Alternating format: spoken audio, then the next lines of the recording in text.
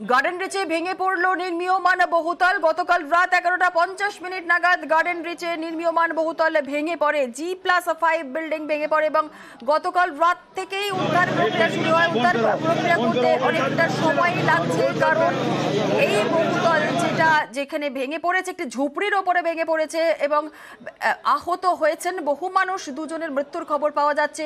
সকাল থেকে উদ্ধার কাজে প্রক্রিয়াও চলছে। আমাদের সঙ্গে রয়েছেন আমাদের প্রতিনিধি গ্রাউন্ড জিরো থেকে রৌনক। সরাসরি চলে যাব রৌনকের কাছে। রৌনক, অনেকটা সময় অতিক্রান্ত হয়ে গেছে, উদ্ধার কাজ প্রক্রিয়া কতটা কিভাবে চলছে, কতটা বেগ পেতে হচ্ছে উদ্ধারকারী দলকে? গতকাল রাত্রি 11টা থেকে 11:30টার সময় সেই সময় দেখো, এখনো উদ্ধার কার্য প্রক্রিয়া চলছে। এনডিআরএফ এর তরফ থেকে চালানো হচ্ছে, কলকাতা পুলিশের ডিজাস্টার ম্যানেজমেন্টের তরফ থেকে চালানো হচ্ছে। বেগ তো পেতেই হচ্ছে, কারণ অত্যন্ত ঘিঞ্জি এলাকা, সরু গলি, সেখান থেকে কিন্তু যখন আহতদের বার করা হচ্ছিল বিভিন্ন দিক রয়েছে বের করবার, কিন্তু অ্যাম্বুলেন্স ঢোকার প্রবেশ করবার ক্ষেত্রে কিন্তু একটা বেগ পেতে হচ্ছিল। এবং গতকাল রাতে আলোর যে সমস্যা ছিল তা কিন্তু আজ নেই, কিন্তু বেগ পেতে হচ্ছে উদ্ধার কাজ চালাতে। এনডিআরএফ রয়েছে, এখনো উদ্ধার কাজ চলছে। দেখানোর চেষ্টা করবো, এখানে ব্যারিকেড করে রাখা হয়েছে, কারণ ভেতরে কাউকেই প্রবেশ করতে দেওয়া হচ্ছে না। কার্যত প্রায় 8 ঘন্টা অতিক্রান্ত, এখনো কিন্তু এই উদ্ধার কার্য প্রক্রিয়া চলছে।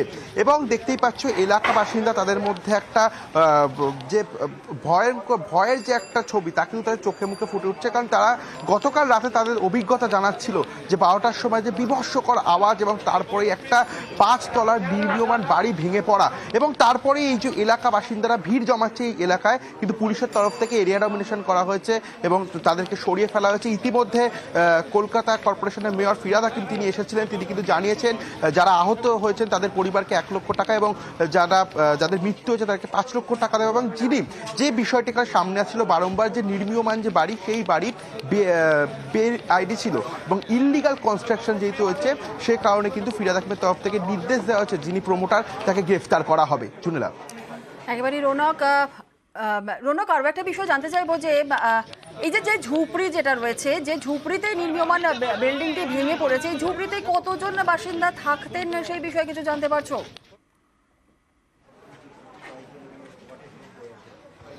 দেখো, এক্স্যাক্টলি ফিগার অফিসিয়ালভাবে কোনো কিছু এখনো উঠে আসেনি, কিন্তু স্থানীয় বাসিন্দারা যে চাঞ্চল্যকর দাবি করছে, তারা বলছেন প্রায় 70 থেকে 80 জন সেই ঝুপড়িতে ছিল। এবং আমাদেরকেই তারা জানিয়েছেন যে যখন এই বিষয়টি ঘটে তারপরে প্রায় 3 থেকে 4 ঘন্টা তাদেরকে ফোন করে যে আমরা ভেতরে আটকে রয়েছি, আমাদেরকে এখান থেকে বের করা হোক। এবং এক একজন দাবি করছে যে প্রায় 70 থেকে 80 জন বাসিন্দা সেই ঝুপড়িতে থাকতে, এবং চারিপাশে ঝুপড়ি এবং তার পাশ থেকেই গড়ে উঠছিল এই নির্মীয়মান বাড়ি। অর্থাৎ ভেঙে পড়ার ক্ষেত্রে আশেপাশে যে ঝুপড়িগুলো রয়েছে সেখানেও কিন্তু এর যে প্রভাব পড়েছে, এর ফলে কিন্তু বহু মানুষ আটকে রয়েছে, এমনটা স্থানীয় বাসিন্দারা দাবি করেছেন আমাদের কাছে। এবং তারপরে পুলিশের তরফ থেকে কোনো এক্সাক্ট ফিগার পাওয়া যায়নি, কারণ ভেতরে আদৌ কতজন থাকতো, তাহলে পুলিশের যে রেস্কিউ অপারেশন চালাতে সুবিধা হতো যে এখনো ভেতরে কেউ আটকে রয়েছে কিনা, কিন্তু এক্স্যাক্টলি কতজন থাকতো সেটা কিন্তু এখনো পর্যন্ত সুনিশ্চিত করতে পারছে না। তবুও উদ্ধার কার্য কিন্তু এখনো চলছে। এনডিআরএফ এর যে টিম, সেই টিম আবারও আসলো। এছাড়া ডিজাস্টার ম্যানেজমেন্ট, কলকাতা পুলিশ, দমকল বাহিনী রয়েছে। এছাড়াও গতকাল রাত থেকে কিন্তু একটা উল্লেখযোগ্য বিষয়, এলাকার বাসিন্দারা তারাও হাতে হাত দিয়ে উদ্ধার কার্য করেছে। দেখাচ্ছে এখানে ব্যারিকেড করে দেওয়া হয়েছে, এখান থেকে ধরো আর 50 মিটার দূরত্বে যে ঘটনাস্থল, সেই ঘটনাস্থলে কিন্তু কাউকে প্রবেশ করতে দেওয়া হচ্ছে না। যাদের বাড়ি রয়েছে একমাত্র তাদেরকেই প্রবেশ করতে দেওয়া হচ্ছে, এছাড়া কিন্তু প্রবেশ করতে দেওয়া হচ্ছে না। কিছুক্ষণ আগেই কলকাতা পুলিশের তরফ থেকে উচ্চপদস্থ আধিকারিকরা আসেন এবং এখানে এরিয়া ডমিনেশন করেন। আশেপাশের যে এলাকা তা কিন্তু ফাঁকা করে দেওয়া হয় এবং বাইরে অ্যাম্বুলেন্স প্রস্তুত রাখা হয়েছে, যাতে করে কিনা কোনো আহত ব্যক্তিকে যদি এখন উদ্ধার করা হয় তৎক্ষণাৎ যাতে আশেপাশের হাসপাতালে নিয়ে যাওয়া সম্ভব হয়, সেই বিষয়ে কিন্তু খতিয়ে দেখছে কলকাতা পুলিশ। একেবারে রৌনক, আমাদের সঙ্গে থাকো। আর গণবসতি এলাকায় বেআইনি নির্মাণের অভিযোগ উঠছে, নিয়ম ভেঙে বহুতল তৈরির অভিযোগ। উপযুক্ত ব্যবস্থা নেওয়ার আশ্বাস দিয়েছেন মেয়র ফিরহাদ হাকিম। আজ সকালেই তিনি ঘটনাস্থল পরিদর্শনে এসেছিলেন। অবিলম্বে প্রমোটারকে গ্রেফতারের নির্দেশ দিয়েছেন মেয়র ফিরহাদ হাকিম। বলেছি যে প্রমোটার তাকে ইমিডিয়েট অ্যারেস্ট করতে, আইনত যা ব্যবস্থা হবার নিশ্চিতভাবে হবে।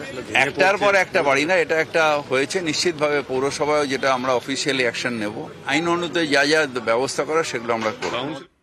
অবিলম্বে প্রমোটারকে গ্রেপ্তারের নির্দেশ দিয়েছেন মেয়র ফিরহাদ হাকিম। আপনাদের আরও একবার জানিয়ে রাখি, কলকাতা কর্পোরেশনের আন্ডারে 134 নম্বর ওয়ার্ডে এই পোর্ট এলাকায় ফতেপুর রোডে গতকাল রাতে বহুতল ভেঙে বিপত্তি। এই বিল্ডিং, যে বিল্ডিং তৈরি হচ্ছিল, সেই বিল্ডিং ভেঙে হুড়োমুড়িয়ে ভেঙে পড়ে ঝুপড়িতে।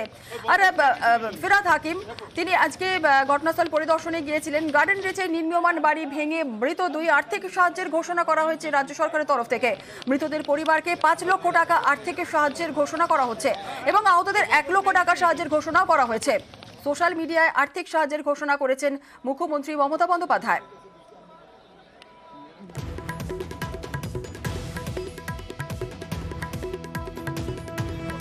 যারা মারা গেছেন তাদের 5 লাখ টাকা করে আমরা দেব ফ্যামিলিকে, আর যারা ইনজোর্ড তাদের 1 লাখ টাকা করে ফ্যামিলিকে দেব। মৃতদের পরিবারকে 5 লক্ষ টাকা আর্থিক সাহায্য, আহতদের 1 লক্ষ টাকা সাহায্যের ঘোষণা। আর এর পাশাপাশি আপনাদের জানিয়ে রাখি, এখনো পর্যন্ত যা খবর পাওয়া যাচ্ছে, 2 জনের মৃত্যুর খবর পাওয়া যাচ্ছে। আহত হয়েছেন বহু মানুষ, 15 জনকে উদ্ধার করা সম্ভব হয়েছে, তাদেরকে হাসপাতালে ভর্তি করা হয়েছে এবং এরই পাশাপাশি আরও কেউ আটকে রয়েছেন কিনা সেই বিষয়টাও কিন্তু ভাবাচ্ছে। কারণ সেখানকার এলাকা সূত্রেই খবর পাওয়া যাচ্ছে যে এই ঝুপড়িতে প্রায় 80 থেকে 90 জন মানুষের বসতি ছিল। রাতে এই যেহেতু এই ঘটনা ঘটেছে, স্বাভাবিকভাবেই মানুষজন হয়তো ঘুমোচ্ছিলেন, হঠাৎ করে একটা বিকট শব্দের আওয়াজ পান বাসিন্দারা এবং তারপরেই হুড়মুড়িয়ে ভেঙে পড়ে এই গার্ডেন রিচের এই নির্মীয়মান বহুতল। 2 জনের মৃত্যুর খবর পাওয়া যাচ্ছে।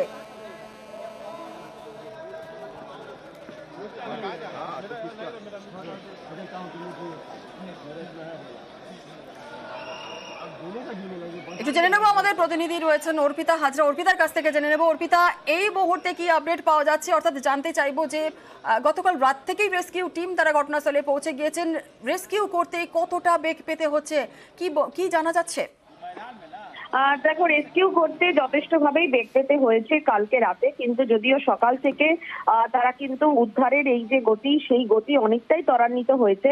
তার কারণ যেখানে এই ঘটনাটি ঘটেছে সেই গার্ডেন রিচ এলাকা যথেষ্টভাবে সংকীর্ণ এবং যেখানে ছতলা এই বহুতল হুড়মুড়িয়ে তাসের ঘরের মতো ভেঙে পড়েছিল, সেই এলাকা এতটাই সংকীর্ণ এবং সেখানে 2 জনের মৃত্যু হয়েছে এখন অব্দি পুলিশ সূত্রে খবর, এবং বাকি এখনো অব্দি প্রায় কিন্তু 7 জন এখন অব্দি আটকে রয়েছে বলে অনুমান করছেন পুলিশের আধিকারিকরা। তারই সঙ্গে কিছু জনকে স্থানীয় হাসপাতালে এবং এসএসকেএম হাসপাতালে কিন্তু ভর্তি করা হয়েছে।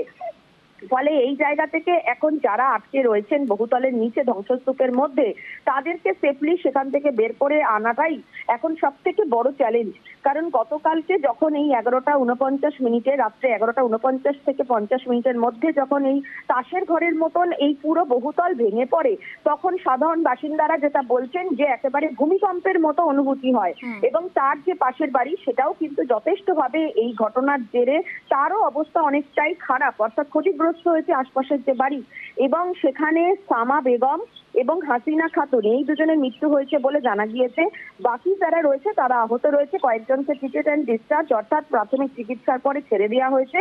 কিন্তু এই যে গার্ডেন রিচে যেভাবে এখানে বহুতল ভেঙে পড়লো, সেখানে কয়েকটি প্রশ্ন তো থেকেই যাচ্ছে। এক, যে বহুতলে এখানে যে বেআইনিভাবে নির্মাণ হয়েছিল সেটা কার নির্দেশে হয়েছিল, অনুমতিপত্র পুরসভা থেকে কি করে তারা ছাড়পত্র পেল এই বহুতল বানানোর জন্য, এবং সেখানে যে সমস্ত সামগ্রী দিয়ে, ইমারতি দ্রব্য দিয়ে যেগুলো বানানো হয়েছে সেটা কি তাহলে নিম্নমানের, সেই কারণেই কি এটা ভেঙে পড়লো?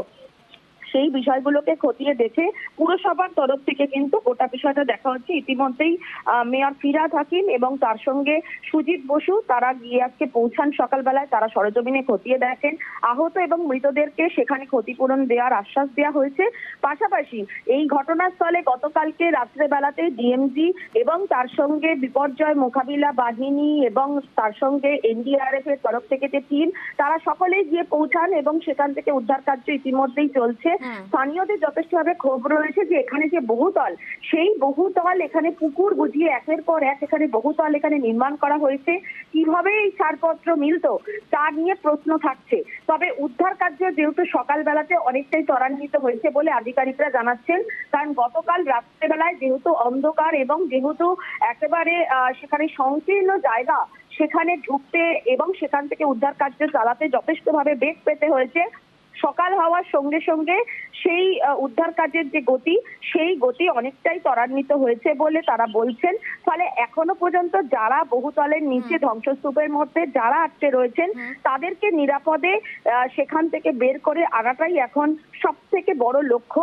তবে এই ঘটনা কিভাবে ঘটলো এবং কেন ঘটলো তা কিন্তু সরেজমিনে তারা খতিয়ে দেখছেন, মন্ত্রী আধিকারিক আমলা থেকে শুরু করে। কিন্তু এখানেই একটা প্রশ্ন থেকে যাচ্ছে জুনেলা, যে এই যে মৃত্যু হলো এবং এত মানুষ যে আহত হলেন, এই দায় কার? তার কারণ যেভাবে একের পর এক এখানে প্রমোটিং বা যেখানে বহুতল নির্মাণ হয়েছে তার যে ব্যাকগ্রাউন্ডে যে পুলিশ আধিকারিকদের খোঁজ নেওয়া বা পুলিশের যে একটা অনুমতি বা পুরসভার তরফ থেকে যে ছাড়পত্র, সেই বিষয়টি তাহলে কোথাও গিয়ে পুরসভার কোনো গাফিলতি ছিল তা নিয়ে কিন্তু প্রশ্ন উঠছে। একেবারে অনেক ধন্যবাদ অর্পিতার। আমাদের সঙ্গে অপর প্রতিনিধি শঙ্কু সাত্রা রয়েছে, শঙ্কুর কাছ থেকে একটু জেনে নেব। শঙ্কু, ঘনবসতি এলাকায় বেআইনি নির্মাণের অভিযোগ যেমনটা উঠছে এবং অবিলম্বে প্রমোটারকে গ্রেফতারের নির্দেশ দিয়ে দিয়েছেন ইতিমধ্যেই মেয়র ফিরহাদ হাকিম, একটু জানতে চাইবো যে এলাকার বাসিন্দারা তারা কি অভিযোগ করছেন, তারা কি বলছেন?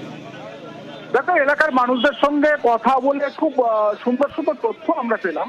যেটা হচ্ছে, একজন ব্যক্তি তিনি আমাদেরকে যেটা বললেন যে এই এলাকায় প্রচন্ড পরিমাণে জল জমে যায়, যেহেতু পুরনো বাড়িগুলো রয়েছে সেগুলো সেই বাড়িগুলো জলের তলায় অনেকদিন ধরে চলে যায়, যার ফলে মানুষের জল যন্ত্রণা থাকে।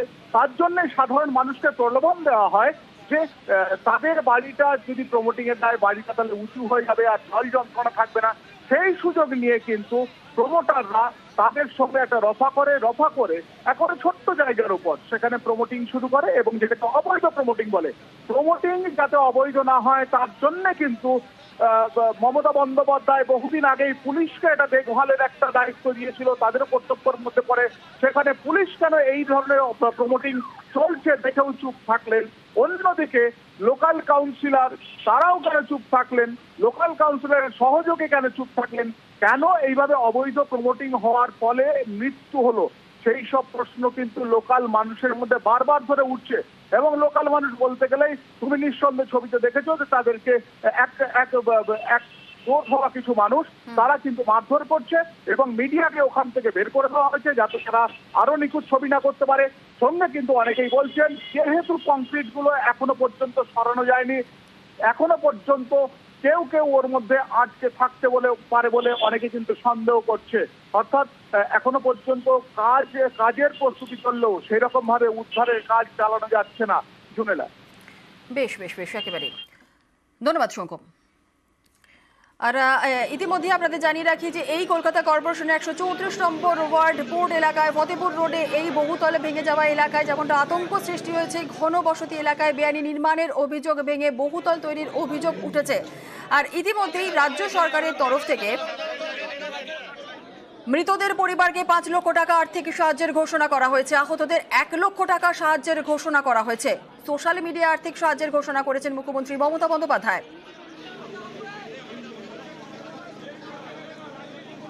মুখ্যমন্ত্রী মমতা বন্দ্যোপাধ্যায় শোক প্রকাশ করেছেন। মৃতদের পরিবারকে 5 লক্ষ টাকা আর্থিক সাহায্য, আহতদের 1 লক্ষ টাকা সাহায্যের ঘোষণা করা হয়েছে।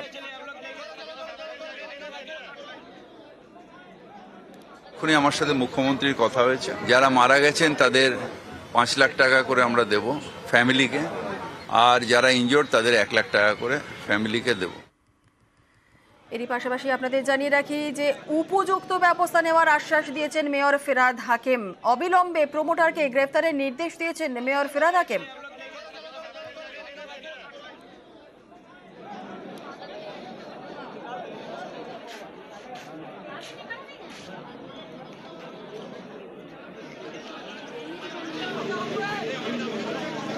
এই বাড়ির প্ল্যান থাকতে পারে না, যারা করেছে তাদের আইন অনুযায়ী ব্যবস্থা হবে। এটা এরপরে দেখবো, আগে রেস্কিউটা হয়ে যাক। যে বাড়িটা কোলাপস করেছে তার তলায় বাড়ি ছিল, আমাদের টালি বাড়ি, আমাদের ভিকটিমগুলো সব টালি বাড়ি, মানে একজনের পাপে আরেকজনের হলো। লিগালি এই এত বড় বাড়ি এই পাতলা গলিতে হয় না।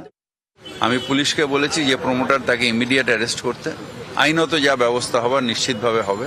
একটার পর একটা বাড়ি না, এটা একটা হয়েছে নিশ্চিতভাবে। পৌরসভায় যেটা আমরা অফিসিয়ালি অ্যাকশন নেব, আইন অনুযায়ী যা ব্যবস্থা করার সেগুলো আমরা করব। আর এই ঘটনায় পুরসভার দিক থেকে গাফিলতির কথা স্বীকার মেয়রের। অবৈধ নির্মাণ নিয়ে নজরদারির অভাব ছিল স্বীকার মেয়র ফিরহাদ হাকিমের।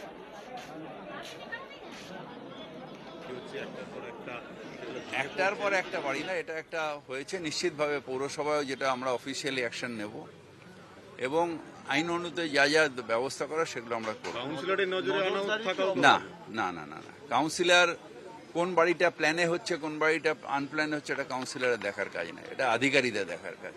সেটার অভাব ছিল। সেটা নিশ্চিতভাবে অভাব ছিল, নাহলে একটা হচ্ছে কি করে, তার নোটিশ হলো না কেন, থানায় ডায়েরি হলো না কেন? নিশ্চিতভাবে আমাদের নজরদারি বাড়াতে হবে এবং এখন কেন করছে এটা আমার কাছে একটা আশ্চর্য। যে প্রশাসনকে আরো স্ট্রিক্ট হতে হবে, যদি ইল্লিগাল বাড়ি হয় সেটা আইন অনুযায়ী ব্যবস্থা নিয়ে সাথে ডেমলিশ করতে হবে। আধিকারিক